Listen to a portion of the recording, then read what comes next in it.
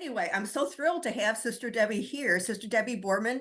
And she is a sister from St. Cyril and Methodius. That's a neat order. And she served for 10 years as the vocation director for her congregation. Sister Debbie presently is serving as the second counselor on the leadership team. Currently, she's also the director of member relations and services for the NRVC. Sister Debbie has also ministered as a coordinator for vocation awareness programs in the Diocese of Harrisburg. Anybody from Pennsylvania out there? And she has ministered in pastoral care, youth ministry, college campus ministry, and immigration. She has a Master of Divinity degree and a Master of Arts degree in pastoral studies from my old stomping ground, the University, Loyola University in Chicago. So, Sister Debbie, welcome to Serra Meets. We're so glad to have you. Thank you so much for that warm welcome. This evening, I'm so grateful for this time to share with you some of the impact on the National Eucharistic Congress and its impact on vocations, particularly to religious life. I wanted to start off before I share the PowerPoint that has so many images of the Eucharistic Congress, just with a little statistic and to kind of ground us all together that there are over 700 religious institutes in the United States. Many people don't know that because they're only familiar with 7 or maybe 70 religious institutes. You know, if you were to ask any Catholic on any given day, name at least 10 religious institutes, I'm pretty certain that the Sisters of St. Cyril and Methodius wouldn't be in your top 10, maybe the next 10. And why I bring that up to you is I think that grounds our conversation of one of the most significant impacts that the Serrans have had with widening their invitation and inviting so many different kinds of religious institutes to join them in their vocation efforts at the National Eucharistic Congress. Another statistic that we're very familiar with because it's been around through the NRVC studies is that 50% of religious institutes have less than 50 members.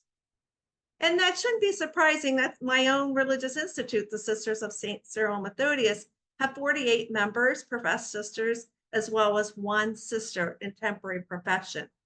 Now, we can get easily fixated on numbers as if numbers are a way to count success, but we all know that vocations are so much more than numbers.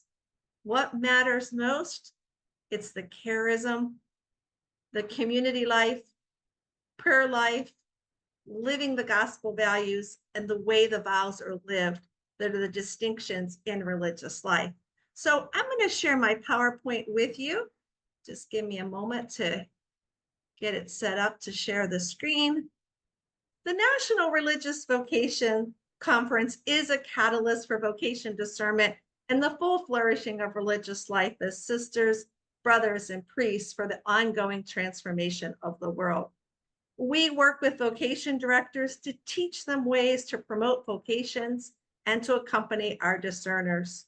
We teach them assessment skills for those applying for admission to religious life and ways to animate others in promoting vocations. At the NRVC, simply put, we believe in cultivating possibilities, and we know that prayer, invitation, and encouragement are important aspects of vocation ministry. I like that acronym PIE, P-I-E, prayer, invitation, and encouragement. Yet we also humbly know that we cannot minister alone. We also need the support and help of partner organizations to value all vocations in our church. Matter of fact, in 2006, the NRVC selected Serra International and Serra USA Council to receive its Distinguished Harvest Award at our biennial convocation. So when the news about the National Eucharistic Congress became public, we were all so very excited. Then the reality set in. This would be an extraordinary expense that the NRVC and many religious institutes simply could not afford to participate in to promote vocations at the National Eucharistic Congress. Until Greg, do you see yourself there? Until the invitation from Serra invited the NRVC to select some of its members to their 50 vocation exhibits. We're very grateful for your invitation to financially support us, and we cannot underestimate the impact of your generosity. Without your involvement, religious communities similar to my own, many who you may not be familiar with, were able to come. One of the most important messages I want to convey is that many Catholics do not know all of the religious institutes in the United States. So often the narrative is focused on diminishment rather than the abundance of possibilities in vocations. And your generosity impacted the diversity of the religious institutes we were able to showcase at the Eucharistic Congress. There were missionaries, monastics, cloistered nuns, evangelical Franciscans, and apostolics. Another visible impact was the presence of sisters, brothers, and religious priests among our bishops, diocesan priests, seminarians, deacons, their wives, consecrated virgins, secular institutes, married and single Catholics. Now, this is what our booth looked like on the first day before we had any visitors. The NRVC arrived in Indianapolis with banners on discernment, resources, and various items to give away to the over 50,000 Catholics at Congress. We were so grateful to be among so many religious institutes and people who encourage vocations to religious life. Now, the reason we gathered and we continue to gather together is the Eucharist. Every day we prayed, we heard keynote presentations, and we went to Mass at Lucas Oil Stadium, beginning and ending with processions. For our religious sisters and brothers sitting with the church, often in those bleachers on their periphery, we provided a memorable view like the one you see here, and an understanding that religious life means that we're called to be with and among those in our midst. I'd like to take you through some of the impact that you had at the Eucharistic Congress. First of all, Serra provided exhibits for many of our NRVC members, and I'd like to show you some of them. Many times in our church, we forget about the valued vocation of religious brothers, the men who publicly profess vows to imitate Christ by living the gospel, serving with mercy and compassion. Your invitation to Brother Ed on the left, and who serves on our national board, and his community, the De La Salle Christian Brothers, provided a venue for him and Brother Allen to showcase their ministry as educators. Your invitation to the Franciscan Brothers of Peace enabled Brother Pascal an opportunity to promote vocations in his community of 9 brothers. Brother Pascal professed his final vows on the Feast of St. Francis during the global pandemic on October 4th, 2020. The following year, Brother Pascal was appointed vocation director and attended the NRVC Summer Institute. Without your invitation, smaller communities like his would not be able to attend. Your thoughtfulness in inviting the Marinus brothers meant that Brother Mark, who serves as the Southwest Member Area Coordinator, could bring along Brother Chicago. That's his name, Brother Chicago. While Brother Mark professed his final vows in 2018, Brother Chicago professed his first vows to the Society of Mary earlier this year, just before the Eucharistic Congress on May 18th. Your invitation enabled these 2 newer brothers to participate in a vocation promotion event that they will recall for the rest of their lives. Then, extending your invitation to invite communities with brothers and religious priests included the missionary servants of the Most Holy Trinity, often called the Trinitarians. In this photo, we see our national board member, Brother John Skredinsky, on the right in his black habit laughing and sharing a conversation with a member of his community he brought with him. In 2000, Brother John professed his final vows, then was assigned to work as a counselor at a halfway house for those struggling with alcohol and drug addiction. He later became a lawyer to help those in immigration. 4 years ago, he was appointed vocation director and he came to our summer institute. And then in this last slide, we learned that Trinitarians are missionaries and those who answered a call to to minister internationally wherever the need is greatest. It was important to extend this invitation to some missionary communities like the missionaries of the Precious Blood. This is one of my favorite of many stories. This is Father Angelo, and he's a regifted vocation director. He called our national office just a week after being reappointed to vocation ministry and asked about the Congress and how he could participate. His call and your invitation were a perfect match and a welcome gift to a newer regifted vocation director. Another invitation was given to Divine Word missionaries, whose vocation director on the right, Father Adam McDonald, served for 6 years on our national board. He's mentoring Father Jorge, who you see on the left, who was ordained a priest last year in May of 2023. Shortly after Father Jorge was appointed vocation director, he attended our summer institute. And this picture is a picture of some of his cohorts from our orientation program, all newer vocation directors able to be at the Eucharistic Congress. Father Jorge in particular was able to pray and help our discerners speaking Spanish throughout the Eucharistic Congress. Another fun story with Father Jorge is he ran out of candy to be able to give away, and he walked over to our booth. We gave him some conversation cards, and he met up with his fellow vocation directors to refill his candy dish. So we like to collaborate amongst each other as well. This picture of the Paulist Fathers, also known as the Missionary Society of St. Paul the Apostle, are a community of Catholic priests whose mission is to share the gospel of Jesus Christ. Father Ed has been also regifted as a vocation director, and he appreciated the invitation to attend as one of his first vocation events since his reappointment. So we not only looked at people who were familiar faces and have long histories in vocation ministry, it was important to also invite those who are new or coming back into vocation ministry. Through intentionally providing space for a variety of religious communities, Father Daniel from the Mercedarian Friars showed up with his classic Saturno hat and white habit. Father Daniel's vocation story is nothing short of inspiring because he was raised as a Jehovah's Witness until he became Catholic while dating in college. Matter of fact, it was his girlfriend who introduced him to adoration of the Blessed Sacrament.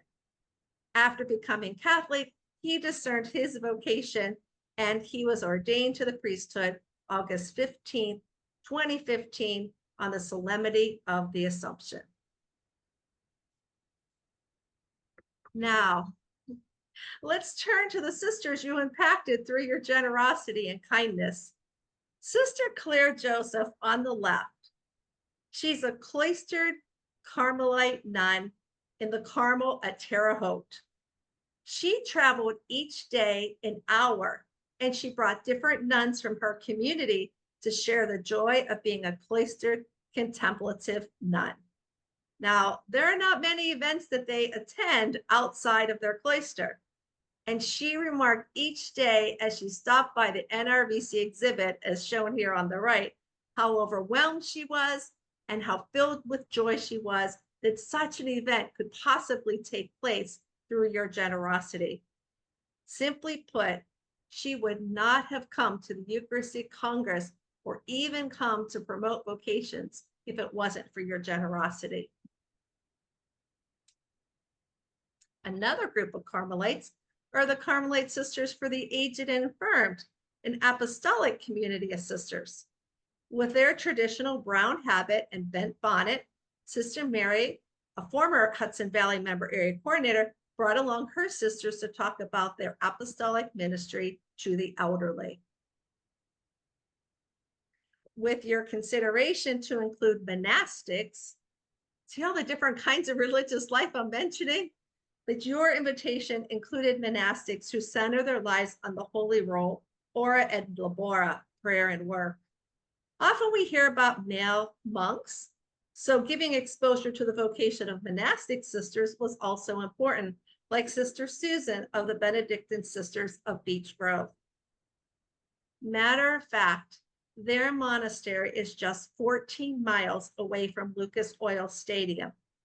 And yet, without your invitation, they were not going to participate in the Congress strictly and only because of the financial impact of it. Their prioress, Sister Julie, was a former vocation director, and I talked with her about the possibility of staying at their monastery during Eucharistic Congress. And I remarked, will you be there? And she shared the story with me that they couldn't afford to attend. What a delight it was to be a conduit, to be able to say, I think the Serrans can help you out, Sister Julie. And so Sister Julie opened her door for the NRVC and many of our members to stay there to avoid extra hotel expenses.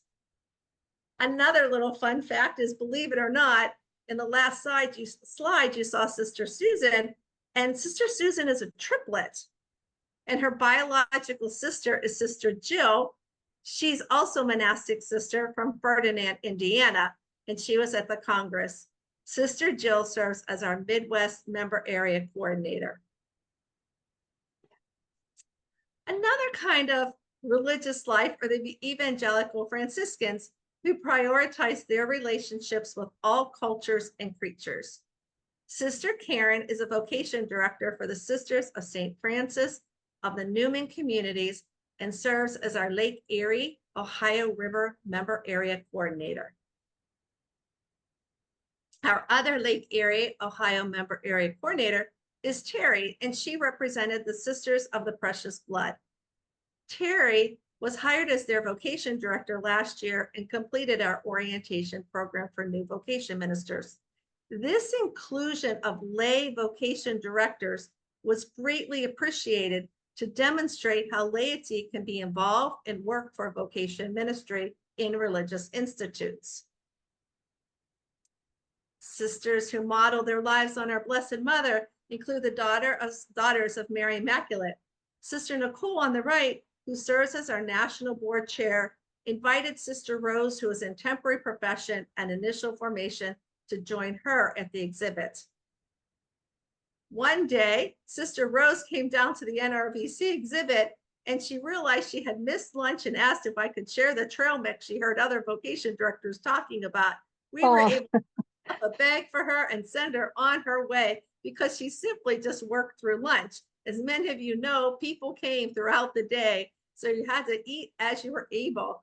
The Sister Nicole also chairs our African American Vocation Committee, established 30 years ago in the NRVC.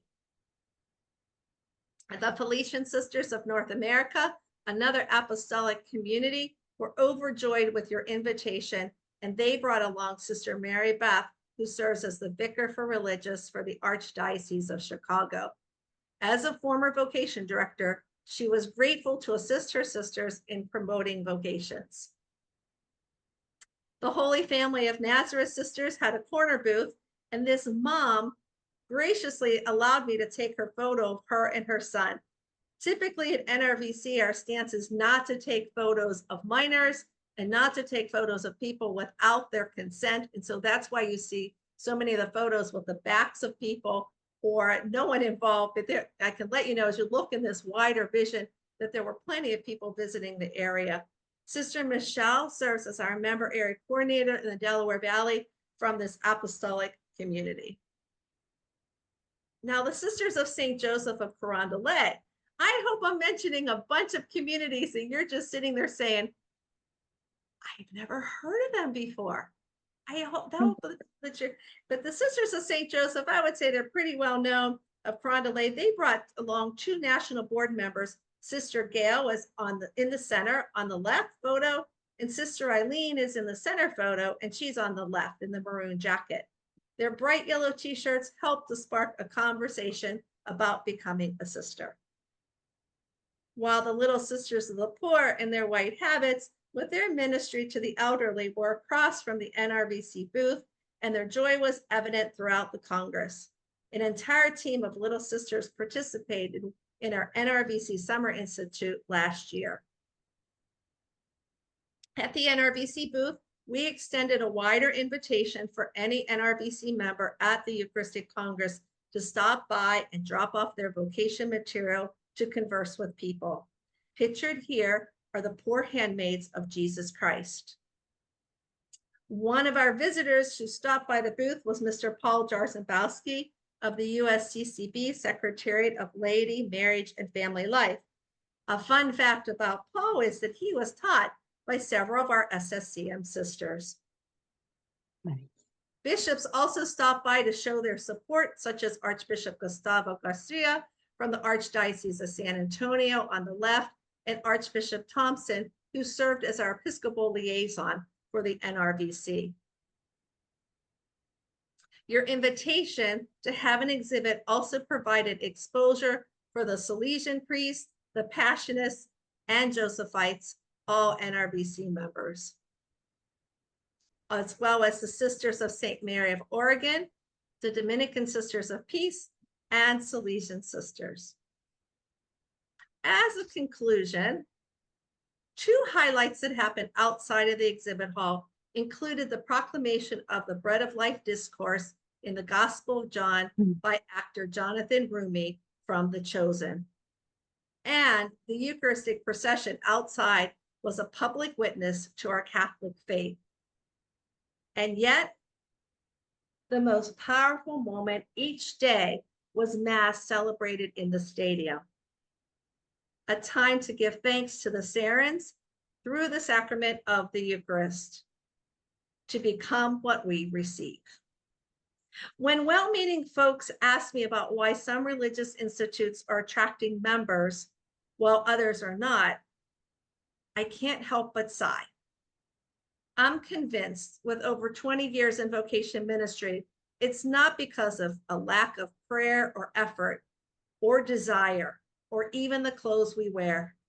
Instead, I've come to believe that Catholics are truly unaware of the over 700 religious institutes in the United States. And it's not helpful to just promote a few communities. With your generosity, you intentionally provided space, resources, and hope to communities that want new members and to promote vocations. By eliminating the roadblock of finances and with your encouragement, religious life has been impacted. The Catholic Church has been impacted and has broadened the story of the National Eucharistic Congress to include more communities that would, more than just a couple communities that have the financial resources to participate. Thank you for risking hope, for noticing the gaps, and for taking action with an invitation to recognize them. I am convinced that the National Eucharistic Congress would not have been the same without these additional religious institutes and the Serrans. Thank you. Any takeaways that you had personally from the NEC? I think once again, just the confident humility that God continues to call women and men to holiness, regardless if that's to be a sister, a brother, a priest, married, single.